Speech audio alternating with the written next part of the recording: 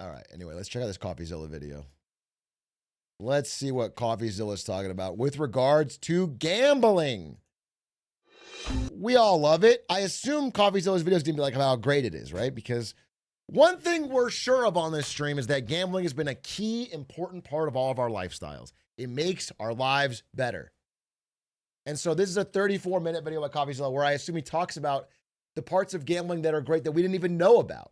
Like how it can like earn you lots of money easily, or how it can like find you friends, or that it's like a really relaxing thing to do after a stressful day. Like I assume that's what it's about, but we'll watch it and make sure. Pre-watched. Gambling has Oh my God, what an opener. changed. It used to be you'd lose your money on slots in Vegas, but today, not only can you do that, you can also bet on your favorite sports team, on the opening coin toss, on this individual pitch, or on all three in a parlay. You can do it from your phone, your tablet, your Apple Watch. You don't just have to gamble on sports, you can gamble on esports, on video game items, on slots with those items. You can do it in Roblox, or on regular stocks, on meme stocks, gamble with calls, gamble on earning calls, gamble on calls with earning calls. You can gamble on political events, world events. You can bet if Zelensky's gonna wear a suit before July, if Jerome Powell's gonna say inflation 50 or 60 times in September. And you don't just have to gamble on that. You can gamble on crypto coins, Trump coin, Dogecoin, Fartcoin. It's definitely 60. So I'll make that bet right now. It's definitely 60. You can gamble on the champion of Fartcoin coin, and you can gamble on any of the posts the champion of Fartcoin has ever made on whether they will become popular or not. And if none of that's your cup of tea, you can also just gamble directly within your banking app on a game of roulette, like a gentleman. And don't even get me started on the ads. If you turn on... Wait, is that the app? There was an app recently where you can gamble on your bills. Like you literally, you put in the amount of your bill and you can spin the wheel for it to pay. Is that Yada? And you spin the fucking wheel and then it pays your bill off or you owe double. It's like gambling, but they're tricking you into making a bigger bet. That's all it is. It's just tricking you into make a bigger bet, but they make it out like you could have your bill completely paid for. Wait, that's clever. Don't give them that. Don't give them that. That's like the devil finding out a new way to torture you with bees. And you're like, listen, it stings like shit, but I got to admit, you're a clever son of a bitch. You got to respect it.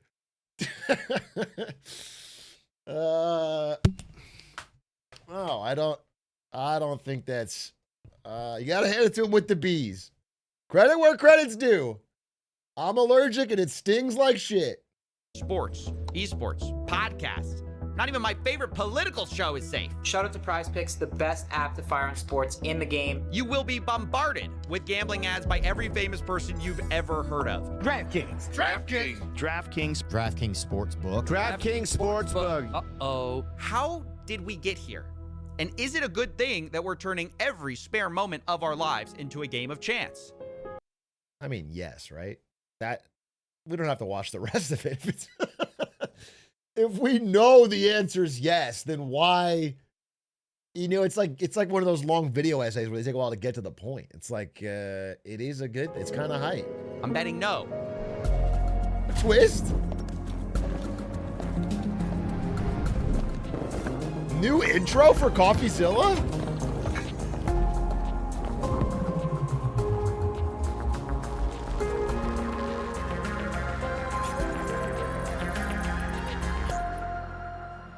Interesting. Cinema? There are three things responsible for gambling becoming more mainstream, but the first and biggest trend is simply the mainstream becoming more like gambling. See, Silicon Valley learned a decade ago that gambling mechanics are incredibly good for user retention, so they put them everywhere. Let's say you're shopping online. Well, now you can spin a wheel to unlock prizes. Or if you're playing video games, you can open a loot box, get some... Dude, it is funny that like the core of it is that our stupid monkey brains are just so weak. Like at the end of the day, that's what it is, bro. Our dumb monkey brain wants chance at 2 banana over 1. It's just like we don't do statistics well. We don't plan well. The pain of a small loss doesn't hurt as much as it compounded over 10 does not hurt as much as the chance of gaining 10x our money. randomized items. You can even use those items as virtual currency in a casino we've made a 3-part series about. Or maybe you don't have a problem with loot boxes for adults, but we've also put them in kids' video games because, gotta start them young. Yeah. Roblox is the largest game for minors, and they are stuffed with randomized loot boxes. But even if that's fine for you, what about the third-party websites which, against TOS, allow full gambling based on a kid's game? And yes, there are actual kids gambling on these apps. Right, I just won a bit of profit there. I had 200 Robux. No, I had 200 Robux in profit, 100 Robux in profit, but I lost them. But I had 50 Robux and I lost it, and I thought I got 50 Robux again. Dude, this is sad because not only is this kid gambling, but he's also been trained at a young age to do the single most boring thing a boy can do, which is talk about gambling boy math to other guys. Every guy has been stuck at a party with another guy talking about the fucking, how he got rivered in poker, or how, oh, dude, you don't understand. I had 2 kings, and there was a king on the flop, but then on the river, he got an ace, and it was like, what the, and you have to nod, and, or this is the classic fucking thing, dude.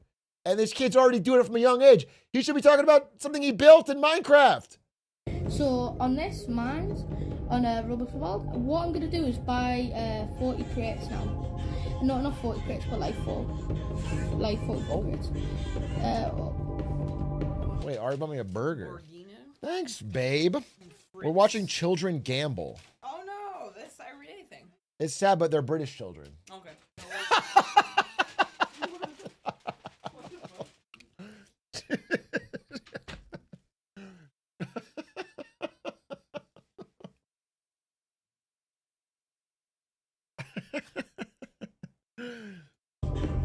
That looks good. Let's go. Wow, what a bird. Let's go. Win profit. Let's go. Win profit. Go. It is absolutely I'm chuffed disgusting to see that. And look, I spoke to an insider who worked on this website, Roblox Wild, before it got shut down. He shared data which claimed they made $5,000 a day, or roughly $2 million a year. Thankfully, this website got shut down, but third-party gambling sites still persist because copying casinos makes a ton of money. And that's why we've been putting it into everything, including our politics. Prediction markets are the answer to the question of what if we could YOLO on election results and world events. The biggest websites are Polymarket and Kalshi, which have exploded in popularity during the American election cycle. But it isn't just major events that attract bettors. I was recently asked to investigate whether this was a suit that Zelensky was wearing. Why? I don't know if he's going to talk about this. So it's a pretty recent story that I saw, so I'm going to try and interact with it. If it's pre-watched, I'm sorry. The data on Kalshi and Polymarket is actually pretty crazy because those entire websites have just turned into sports gambling websites. The vast majority of bets on those websites is sports again. Like I think Polymarket and I think betting on politics and all that, but that stuff actually is much smaller than everyone just making sports contracts. He talks about that? Okay, it's crazy. Well, the prediction market had bet $200 million in betting volume on this bet. And some of them were really mad that they decided, no, this is not a suit, I guess. Whether you think it is or not, the volume of betting here is insane. And one reason for that is because these companies are exploiting loopholes that allow betting even in states where normal gambling is illegal. Because these companies say they're not a casino, so they don't fall under the same rules, which is why instead of having to be 21, you can now gamble at 18 on prediction markets. And while there have been legal challenges to this, both of the major companies, Kalshi and Polymarket, have recently brought on the president's son as an advisor, making it hard to see how they're gonna be meaningfully regulated. Meanwhile, all the major betting apps are busy launching their own prediction market copycats to get around the same weak rules. Wait, look though. Look, bro. Look at Kalshi. Red is sports. Blue is elections politics. They had a little spike around the election. It's all sports now. It's fucking all sports. And then I guess Polymarket's still pretty split, but it's still bigger than, basically everything else. That's crazy. that we still have regarding betting. And don't even get me started on the other loopholes that are out there. Have you ever heard of the TikTok of sports wagering? This is Cheddar. We're building the TikTok of sports wagering. Legal in 20 more states than DraftKings. Accessible for 18 to 21-year-olds. Live, in-game, micro betting. Swipe to predict every moment of every play. I'm going to stop you right there. If you missed it, Cheddar is a new startup trying to combine DraftKings, TikTok, and Tinder features into one app. And one of the things they brag about is they're allowing 18 to 21-year-olds as a competitive edge. This is the most brain rot shit I've ever seen. And the ad sounds so comical, it's fake. Like if that ad was in an episode of Community, it would be right at home. It sounds like something we would make as a joke. That's crazy. Guys, can you believe the untapped market of teenagers for gambling? Now, to be fair, Cheddar has not launched yet, but this is obviously the future we're heading towards, turning everything into a maximally addictive gambling product. It's sports wagering with the pace of a slot machine. Yeah. Isn't that the most dystopian thing you've ever heard? We're trying to turn sports betting into slot machines. I mean, the funny thing is this whole product is built around yet another loophole called a sweepstakes casino, and that's how they get around the 21-year-old age requirement. Here's how it basically works. Sweepstakes casinos claim that you don't actually need to purchase anything to play, so it's kind of not gambling. In fact, you can get free coins to access their games, but they also have a second currency which you can buy. Well, not buy, you get it for free when you buy the worthless coins. For example, their website says if you buy 100 Cheddar coins, you get 5 bonus Cheddar cash. And that's usually what you can gamble with and redeem for real money. Stupid. This is actually how... Stupid. It is so stupid, dude.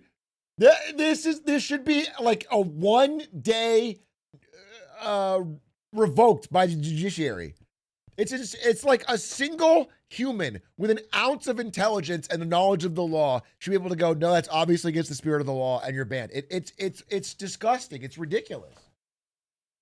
It's insane. So many tech platforms are just, let's do a thing that's illegal, but rename it. just call it something else. What if we made taxis without labor laws? It's Uber. Now it's $1 billion startup. It's ridiculous. It's ridiculous, bro. How Stake US works. If you didn't know, Stake International is one of the world's largest casinos, but they aren't allowed here in the United States. So they have an American arm, which is a sweepstakes casino, which has gold coins and stake cash. One Redditor explains how the loophole really works. Quote, 1 stake cash is 1 USD. They only use gold coins because they need to say that you aren't gambling with real money to stay open in the US. Except, of course, you are actually gambling with real money. They just have a virtual currency workaround, which basically everyone has figured out. Some casinos are just kind of more honest about it than others. Cheddar's basically saying the quiet part out loud. They're going after 18 to 21-year-olds with TikTok, Tinder, sports betting at the pace of slots. And by the way, people are betting on their success. They're actually in a cohort of startups invested in by a Silicon Valley investment firm called A16Z. But if you think that's a bad idea, now let's talk about banks and gambling. I recently made a video on Yada, which was a fintech, which is a complicated story. We've done a ton of work on here and here. But basically, the original pitch was a no-lose lottery, which gamified savings. Lots of YouTubers worked with them, and they acted like a bank, at least at first, until they switched their new business model to be about allowing you to gamble inside the app and lose money, essentially becoming a casino within what is essentially a bank account. Now, I should actually note that Yada recently shut down the banking side and have fully focused on the sweepstakes casino part. I guess it's a more profitable business, but it's a sign of the times that everyone is moving their app more towards gambling, and finance is going the same way. On August 19, 2025, the investing app Robinhood announced they are bringing sports betting prediction markets to their app. In the announcement, the vice president of Robinhood claimed sports betting was a, quote, no-brainer, as we aim to make Robinhood a one-stop shop for all your investing and trading. It's not investing or trading. It's just gambling. It's just gambling. Ugh. Bro, it's crazy. You're not I'm not investing in the fucking Lakers. When I put down the Austin Reeves money line, dude. Needs, AKA, we noticed people were leaving to other apps. We don't like that. We'd like you to never leave our app. Now, ironically, the very next day, FanDuel, a sports betting app, announced they were bringing stock market betting to their customers. But I will ask you about what some call the gamification of markets. Why this move? Why FanDuel? Why now? For us to have a partner like FanDuel and be able to have 14 million accounts on day one. FanDuel is adding stock trading? Or you're not even, do you even own a share, or are you just betting on a stock going up, literally? Are you not even legally getting a share? Are you just betting on yes or no it goes up? Dude, that's so ridiculous. I'm not becoming a casino, contrary to popular opinion. I didn't buy a casino.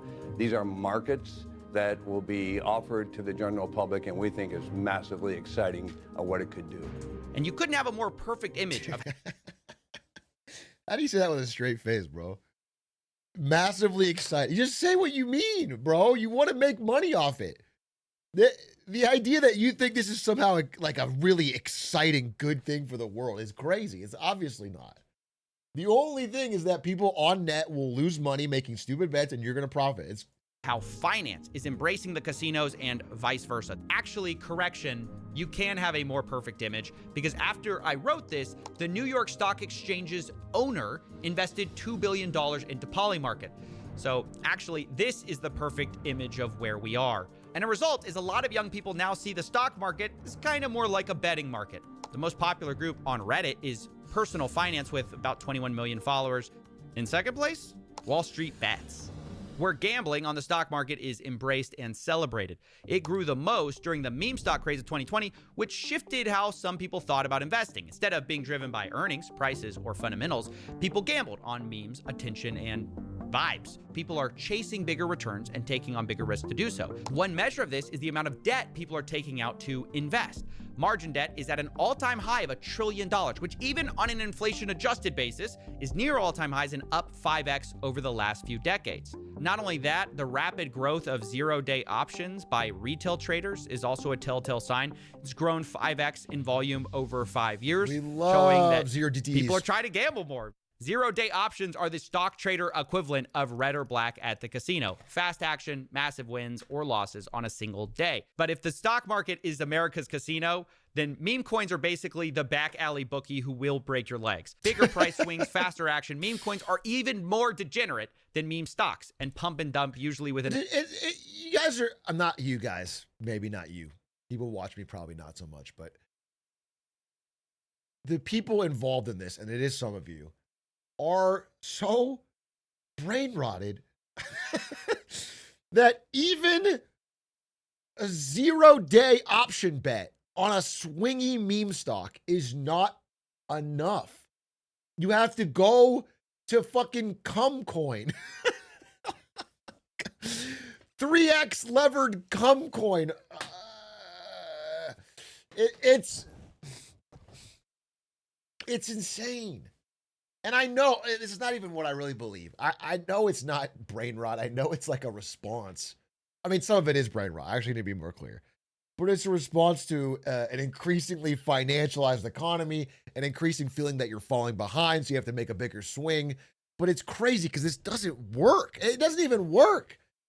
You'll hear some stories of for the few, but there's no skill to it. You know, it's like one person walked away from the carnival game with a big stuffed animal, but it doesn't mean you should throw away your whole paycheck throwing rings. A single day. Among the people who trade these, Pump.fun is the leading destination as the one-click launchpad. Anyone can make a meme coin in seconds, and there is no value in it other than the expectation that someone might be more foolish than you and buy at a higher price than you did. And of course, Pump.fun is happy to take a cut and make most of the money. Most traders will lose, but now you can also get a cut if you're a content creator who pushes one of these coins. We've seen the same thing from launchpads like Meteora. Guys, like I've always said, Pump.fun is an exciting website with a lot of financial opportunity. I wouldn't cast any aspersions at it so quickly. You know what I'm saying? I really think you guys should take a second look, you know, really understand. It's like a fun game. It's like a really fun gain. No, in all seriousness, I mean, I already made a video on this, right? I did the Max Stupid video. I think Pump.Fun is a true hellscape. It is, I don't remember what I called it, like the blinking, gaping maw where a soul should be at the heart of society or something. I don't know what I called it something harsh, bro. Like you scroll Pump.Fun too long and you just realize you just get sad. It's just a sad fucking website. They allow creators to have a split of some of the trading fees, and it kind of democratizes the grift.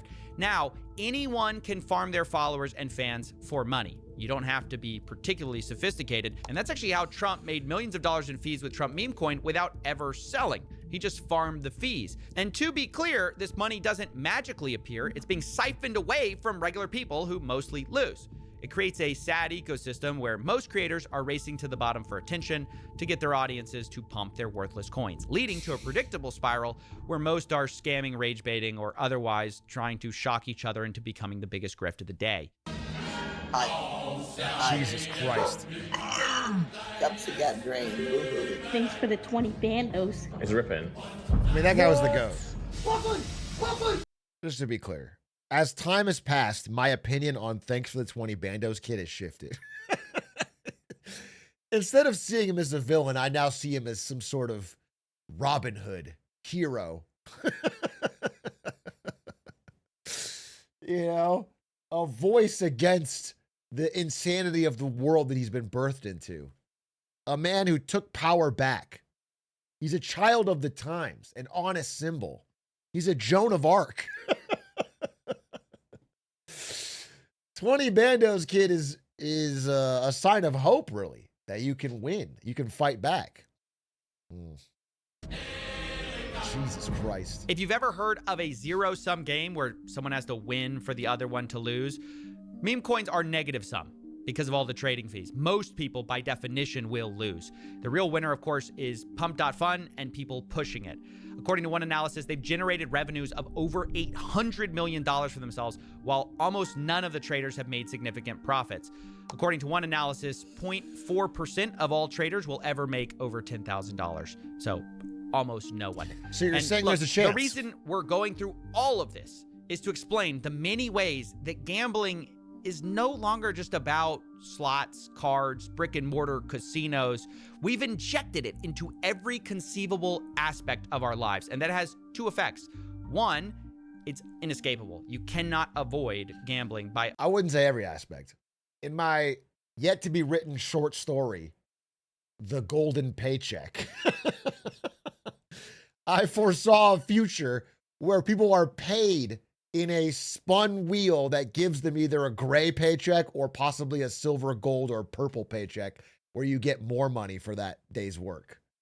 And I really feel like we're headed there. I feel like we're headed there.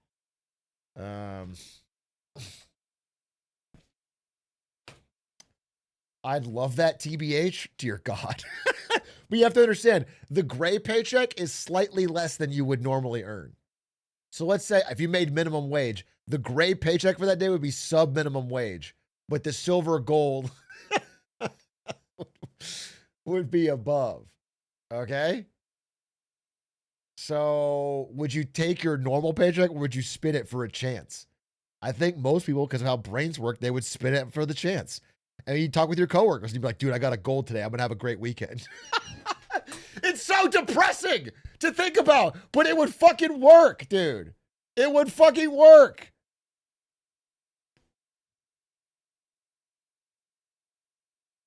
What are the odds? After a year of doing it, it averages out to sub minimum wage, dude. After a year of work, the average would be slightly less than you would normally get paid, bro. It'd be better for the company, of course. But what if? I'm literally telling you it wouldn't work. And you're like, but I'd be different. This is why it works, bro. But I think I'd hit a purple, dude. I'd hit a purple and I'd fucking quit. Imagine the vibes if one of your boys hit a silver before a Friday night out. That's what I'm saying. It'd be a fire short story. It'd be a Black Mirror episode, dude. I think it'd be such a fire, because this is how people would actually respond. They would just adapt to a world where the gambling has come for their literal paycheck. They would adapt. They would feel happy at certain points and sad at certain points, and it'd be crazy.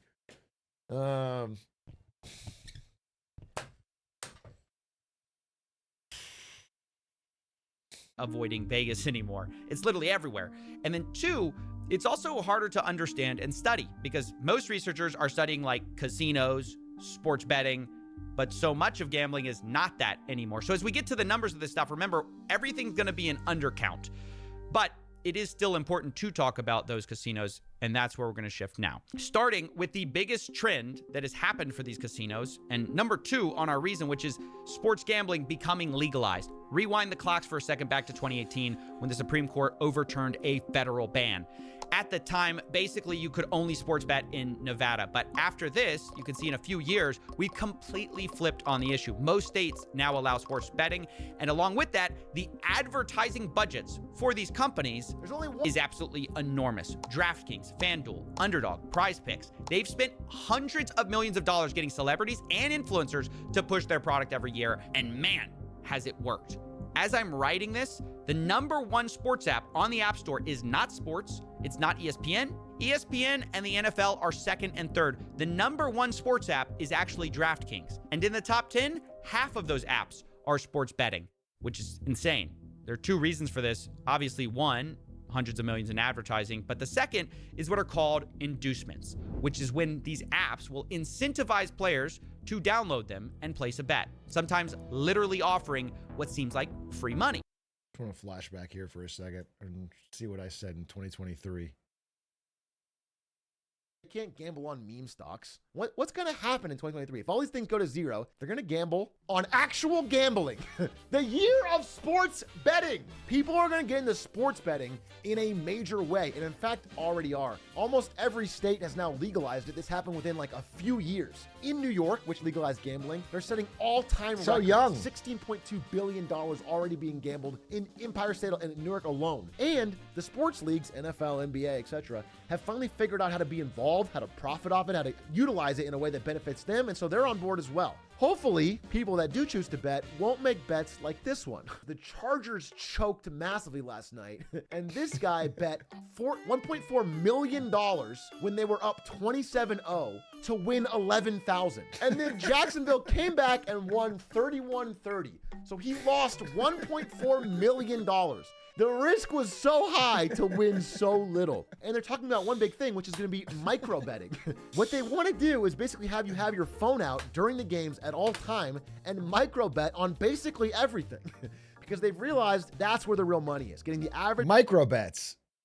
person to bet a little bit a lot of times. The past couple years, we saw a ton of like crypto casinos and all that on Twitch. You're going to see a lot of people gambling on sports. This is where the new sponsor money is coming from. Get it twisted. But listen, I was worried when I was making these predictions that I was coming off as too much of a downer. I wanted to include some good stuff because I do think there's So then I just go into gaming.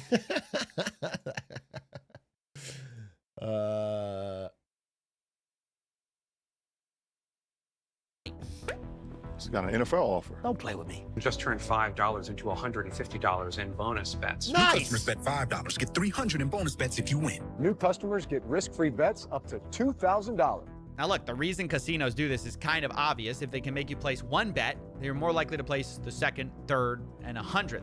But even setting aside the fine print of these weird offers, does it not strike anyone else as weird that we're allowing gambling companies to give away free stuff? Imagine the cigarette industry told you, buy your first pack, get 50 free packs free to get you started. Imagine Budweiser. That's a great deal. 50 free packs? That's an unreal deal, bro. I mean, how are you going to not take that deal? 5 cartons? Said shotgun one, they'll send you a case for fun. It's insane. And yet, that's exactly what these sports betting apps are doing. It's the lifeblood of how they get new players. And once you're in, these apps will also cater to their biggest players, biggest losers, called VIPs. They will send them gifts as they spend their life savings. And there have been multiple lawsuits actually about this. And to make it worse, if you do the opposite and you actually win too much they on ban these you. apps, they will try to limit your betting, as one investigation found. If you show any real ability to effectively handicap a game and beat the sportsbook, they will limit your bets and essentially kick you out of the sportsbook. They will not let you win. Can you talk to me a little bit about how sportsbooks treat you once you start winning? They don't want to accept your bets. Yeah, it turns out the casinos actually hate the exact player that's featured in all of their advertisements. The guy who actually wins too much money. Which is actually so crooked when you think about it, that if you're one of the few people who achieves what they're promoting, they actually don't want you. Now, as I was writing this story, another massive scandal actually broke in the sports betting world, which is even more corrupt. I mean, you know, we all know this, but I don't understand how it doesn't internalize with people that if they're spending $30 million to get Kevin Hart in a Super Bowl ad to tell you how great it is, they're making that money somewhere. If they're giving you the deal, if they're giving you the free spins, they're giving you the free, you know what I'm saying? Like that, it's not for the charity. You understand? Like it's, they are obviously profiting on this. They do it because they know they're going to beat you. Kevin Hart would never lie to me. I mean, Kevin Hart was a bad example because he obviously truly loves gambling and really wants you to have a chance at winning. But maybe, you know, someone else. Than not allowing winners. But as you now know, individuals such as Chauncey Billups, Damon Jones, and Terry Rozier were taken into custody today. Former, current NBA players and coaches. What you don't know is that this is an illegal gambling operation and sports rigging operation that spanned the course of years. That's right, the FBI just exposed a massive sports rigging scheme that was using these apps to win money on rigged basketball games. One example of this was March 23rd, 2023, when an NBA player, Terry Rozier, told a friend ahead of time that he was going to go out early on a foot injury. And so that night, $200,000 in bets were placed on his underperformance because no one else knew that he was injured. And a few minutes after Terry kind of limping around, he left the game and the bets paid off. A few days later, Terry Rozier and his friend allegedly counted the money at his house from the fraudulent wagering scheme. And this was one of several rigged games the FBI... Guy can't hurt his foot nowadays? NBA's a tough game. Guy can't go out there hurt his foot? Now all of a sudden it's a fucking crime to have a little foot pain? What's the problem here? Okay? What happened to this country?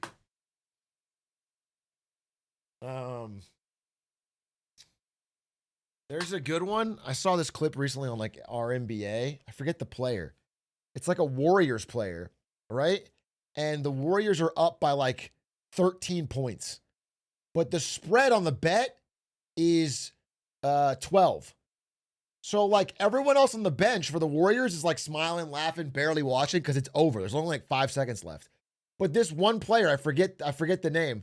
He's like watching like this. He's like, fuck, please. He's like watching the score. He's like begging for them to keep the score covered. And then at the last second, the other team scores a random bucket. Like, it doesn't mean anything because they still lose. But this guy, like, yeah, it was Gary Payton. It was Gary Payton. He goes like this. He like breaks down. That shit was it's so obvious on the footage. Like, he clearly cares way too much for a guaranteed win. I wonder if I can find the clip.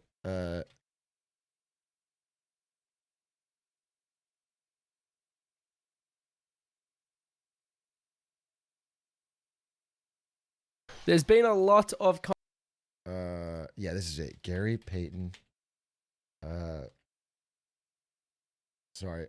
Yeah.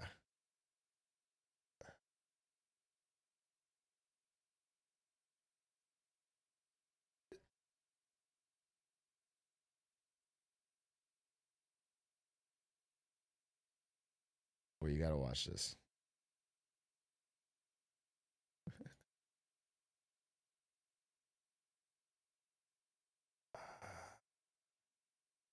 How come I can't find it?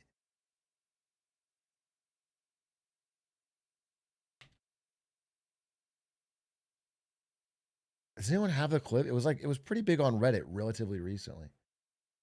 Oh, is this it? Yeah, here it is. Another NBA player betting on games. This time, Yeah, but this is like somebody talking over it with a fucking not like us. I just want the clip. I just saw the clip. I don't want the guy giving me their commentary, bro.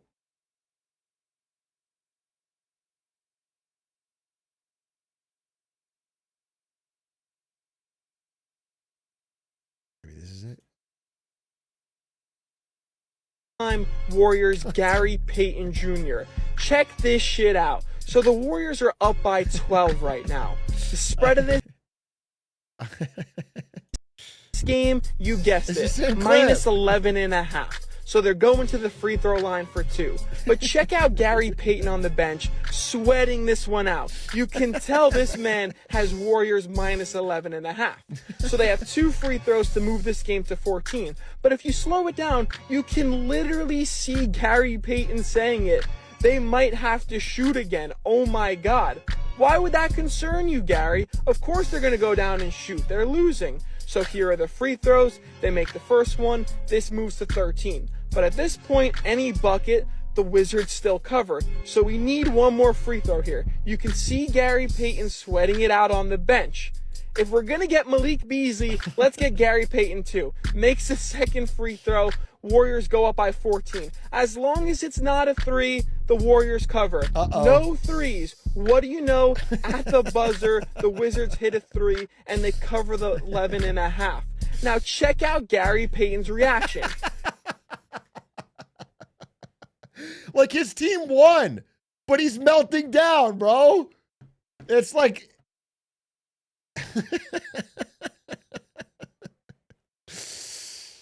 it's fucked up, dude. The incentives are so bad. Alleged, but the media was quick to point out this isn't even the first time someone was caught doing something like this. Jonte Porter, who played for the Toronto Raptors, has already pled guilty. He's already pled guilty. He's awaiting sentencing for doing just what Rozier and Jones are accused of. So this train has already left the station, Laura. And I have to tell you, when Jeff Teague, an NBA player, says, oh, there's betting everywhere, it is everywhere. I've done ads for DraftKings. LeBron James has done ads for DraftKings. In fact, ESPN, when they were reporting this story this morning, they're having programming, people talking just like you and me, talking about this scandal on the press conference the FBI was giving. And underneath them on the ticker was an ad for ESPN Bet. They cut it, though. ESPN's own. It's funny because halfway through the segment, they scrub it out. It's like embarrassing. Sportsbook. Yeah, the irony of all of this is that the same people who condemn illegal betting going on are simultaneously pushing the sports books, which create the opportunity. And at some point, the producers on ESPN actually noticed it. And see if you can spot the moment they try to fix the sportsbook ad in the corner. You hear a lot about legal sports gambling on this show. The Bussin' Boys, obviously sports gambling is a huge part of what you do, so we put those all out there as a preamble because it might be in the back of people's minds, and we acknowledge that this is a different time and place. However, there is a fine line, not so fine, there is a bold line that obviously has to be drawn. Well, that's a little awkward. You're actually supposed to remove the ad for sports betting before talking about sports rigging, and honestly, we've only hit the... Listen, guys, let's get fucking serious for a second, though. I'm sorry. Like, can we just get fucking serious?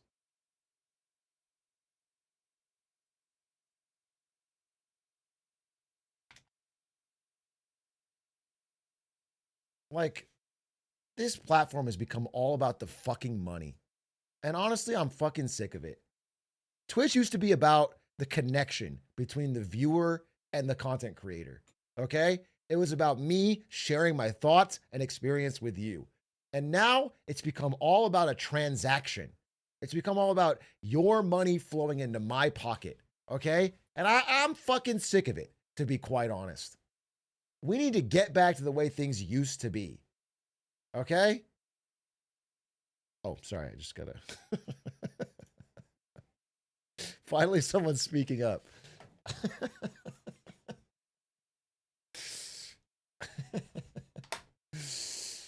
Tip of the iceberg here, because we've since learned these professional leagues are useless at catching this stuff. Turns out the NBA already investigated Terry Rozier before the FBI indictment for that exact game, and they cleared him because the NBA commissioner said there was insufficient evidence. Really? Well, they haven't fucking done anything about Kawhi yet.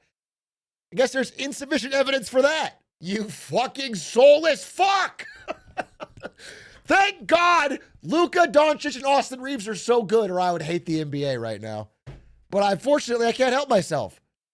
I can't help myself from watching my team because I love watching my team. But it's fucking stupid. Kawhi, obviously. The Clippers, obviously, cheated the salary cap. It's obvious. And they're still investigating. They need to find more evidence.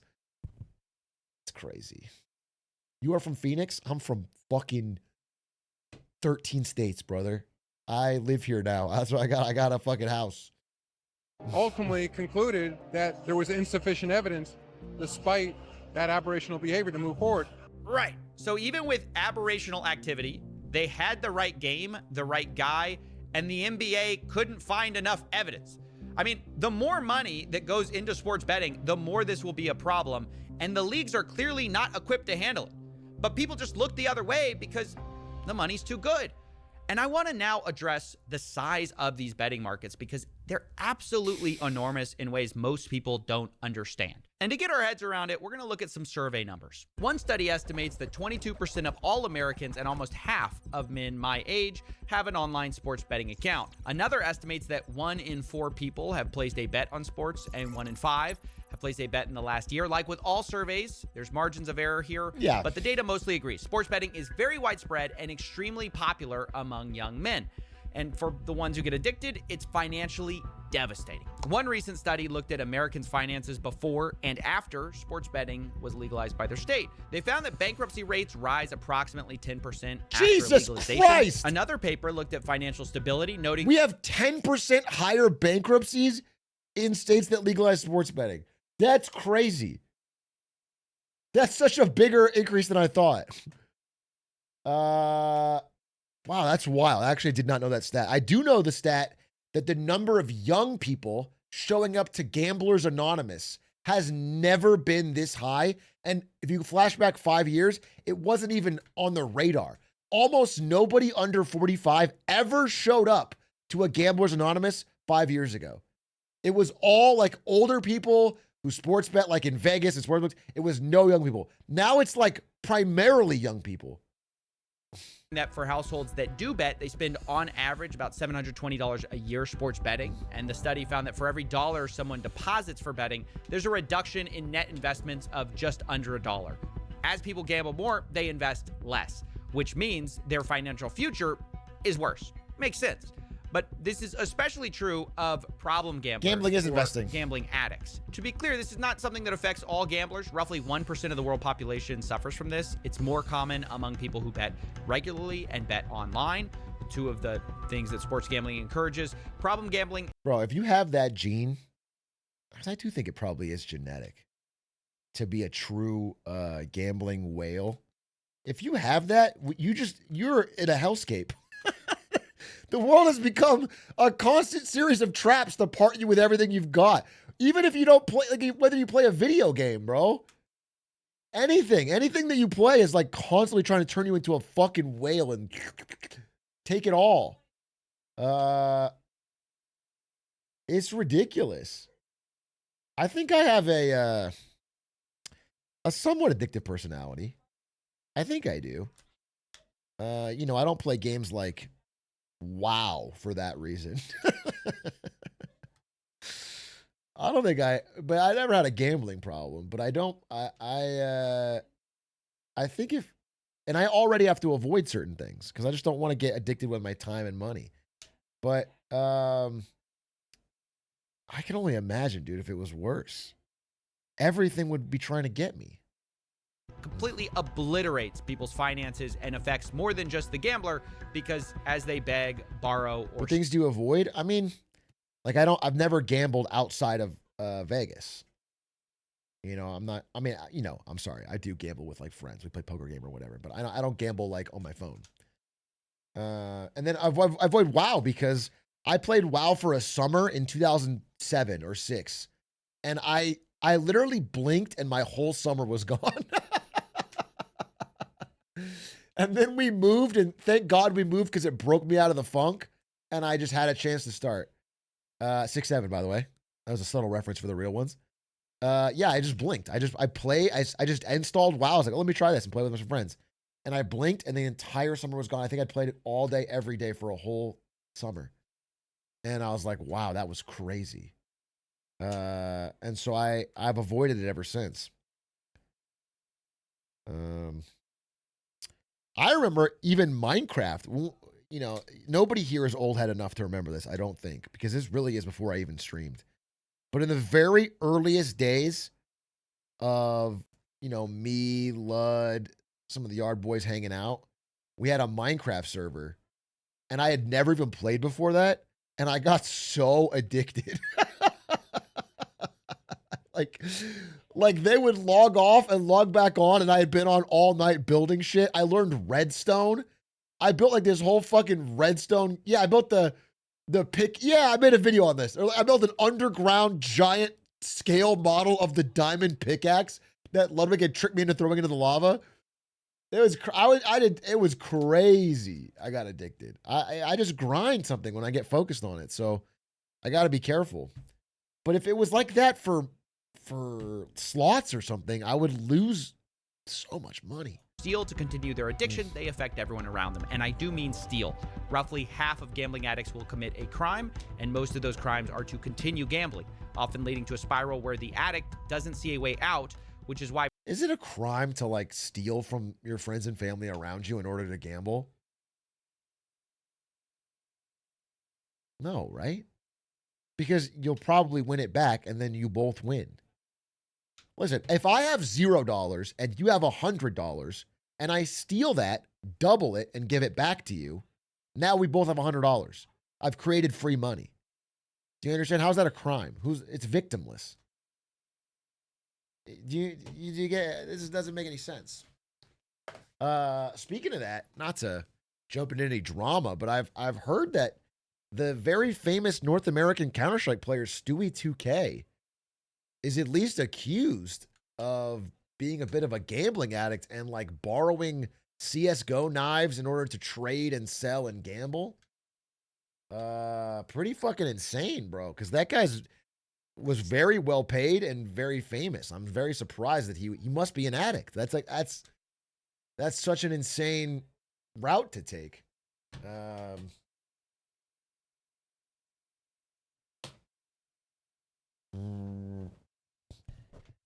He stole XQC's uber rare AK-47, and the worst part about gambling crimes is that they happen to the nicest people. Fuck, dude. God damn it. XQC's rare AK. Fuck. He's never gonna fucking recover.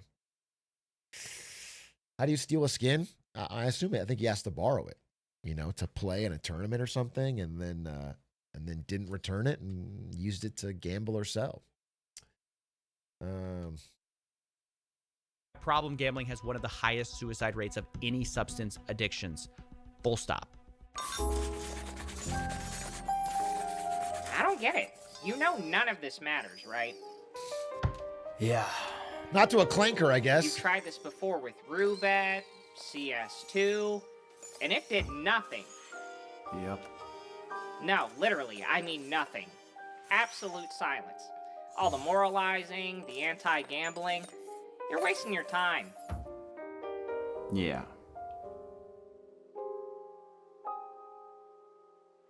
Is that the end? What? Let me tell you a story.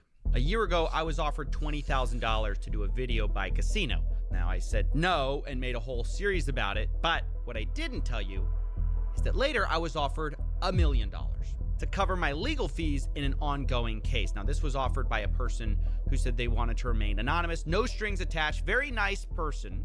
They said they wanted to just help out. Sounds great. But then I found out the money was coming from a sports betting company. They were one of the top people, and that's obviously a dilemma for me. I am publicly against gambling, and here this person's kind of privately telling me, well, gambling can pretty much solve all my problems. Pay my legal fees, you know, they're telling me, oh, their company's regulated, it's fine, it's above board. Ultimately, I had to say no. Thank you for the offer, but, you know, in my head, there's no such thing as $1 million, no strings. Yeah, I was attached. gonna say the exact same And, you know, thing. obviously, I also can't take $1 million from a sports betting company and then go make a video. I mean, I felt bad when he turned down my $1 million. I felt bad. I was like, I was just trying to offer it to a friend. It did have a couple strings because I wanted him to, you know, shill some Atrioc coin or, you know, small projects. But like, it wasn't. I was a little, you know, I felt a little put down when he didn't take it. But it's fine. I understand. I get it. I get it. Criticizing sports betting, but it gave me pause and kind of gave me an aha moment that I was missing before, where I started to understand exactly how screwed we are. And this goes into our third reason gambling is winning. The casual way these casinos can throw around life-changing money for any normal person is why the data will never fix this. It's why having enough sad facts about addicts or interviewing people whose lives were ruined will not change things. Believe me, I've done it and it's never moved the needle. To be honest, it's not even debatable that gambling is kind of bad for most people and life-destroying for a few. Even the industry kind of admits that. But the reason gambling is everywhere in spite of that is there is too much money in the game benefiting the people that make the final decisions, right? Think about the states with tax revenue, the casino profits, the influencer payouts. There's a small group that gambling is incredible for. So incredible, it basically defies logic. I'm talking billions of dollars in profits. And if you want to understand why gambling is everywhere, you can't just look at the statistics. You have to look at the money. And I want to show you exactly how this works with an example. This is Matthew. He's better known online as Nate Shot. And recently he took a gambling deal with an offshore crypto casino. And when he first talks about the deal, I want you to notice it's a little strange. He almost seems hesitant. Boys, we just partnered with Rootbet. And before I say anything, don't gamble, okay? You will lose. I promise you, you're gonna lose. But that's why I partnered with Rootbet, so they can pay me to gamble. So even when I lose, I'm still gonna lose. Yeah, it's pretty weird to hear someone say, don't gamble, guys, while announcing a partnership with a gambling company. Nate Shot implies that he may lose money, but in fact, he later admits that it's the most money he's ever been paid. This is the biggest partnership that I've had in my entire career. No, instead, I think the hesitancy, the weirdness of this video is because Nate Shot knows pushing gambling is kind of bad for people. He said so in a podcast a couple years ago. I definitely think that people streaming on Twitch, all the crypto betting, certainly incentivizes younger kids to be more interested in crypto gambling. Like, I know personally people that should not have been gambling online, but because it's so easy to gamble with crypto, they did it when they could not afford to do it, and it has not worked out well for them. Right. Nate Shot knows personally it's bad. But for the reason why he's doing it anyways, just fast forward 2 minutes in the podcast and we find out because the host asks, you know, a hypothetical. What if someone offered Nate Shot $100 million to promote gambling? And well, let's just say his tone changed. I ain't turning down $100 million, bro. You got me fucked up, brother. I'll go on there and I will crypto gamble 24/7, dude. At that point, man, it's the parents' fault. Hey, I'm just working over here. I can't. I respect the honesty, at least. I respect the honesty. It would be much worse if that quote from years ago was like, "Nah, I'd never do it. Not me. Not ever." I'm still very, very much against promoting crypto gambling, but at the very least, he was honest. You're gonna pay me more than LeBron, brother? I would be lighting up, cash on fire, gambling crypto. I would sell my soul for 100 M's. Are you fucking kidding me, dude? We should clip this. We should send this over. I won't sleep. I will be your workhorse. You want me to pump blue chews and crypto gambling? I will do it all. You got me fucked up. Them kids, dude. Fuck them kids. Look, I'm just going to say, you funny. can say he's wrong for saying that. He's a bad person for saying that. But the reality is, this is why gambling is winning. The casinos have so much money, they are buying people's souls. Even people who kind of admit gambling's kind of bad. Put enough money on the table, and Nate Shot says, hey, fuck them kids. And by the way, speaking of fuck them kids, let's talk about Relax. Drake. Whoa. Whoa. Oh, W's in the okay. shot. It isn't just streamers or influencers taking deals. Plus two. It's the biggest rapper on the planet. He signed a reported $100 million deal recently with Stake, the crypto casino. Bro, Drake got the same deal as XQC? Yikes, bro. Can you do bigger than that? Which is wild. There's really no endorsement deals like Wash. that anywhere else that hit those kind of numbers. And just like Nate Shot, Drake wants you to know that, even though he's taking the money, gambling isn't for everyone. Recently, he posted an $8 million loss, saying, gotta share the other side of gambling. Now, maybe some of you think that. I'm sorry. Gotta share the other side of gambling. Losses are so fried right now. I hope I can post a big win for you all soon, because I'm the only one that's never seen a max. These guys max once a week. This is still like a fucking promotion for gambling. Also, like, who the fuck is the fan watching this and be like, I hope he posts a big win for me?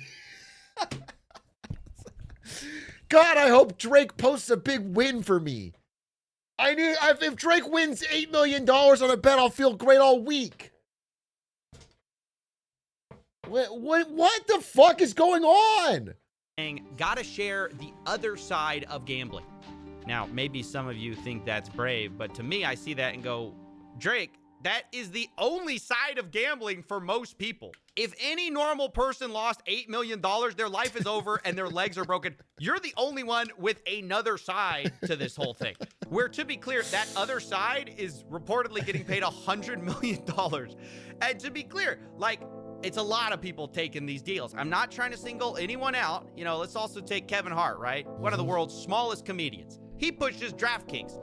And this one I find really bizarre. Do me a favor, man. Go to the DraftKings app. Look at what I'm betting on. Look at why I'm betting on. Place your bets. All the action is here. DraftKings, Kevin Hart. I'm not even going to ask why Kevin needs you to get on DraftKings and bet. Like, the fact is he's worth a reported $450 million.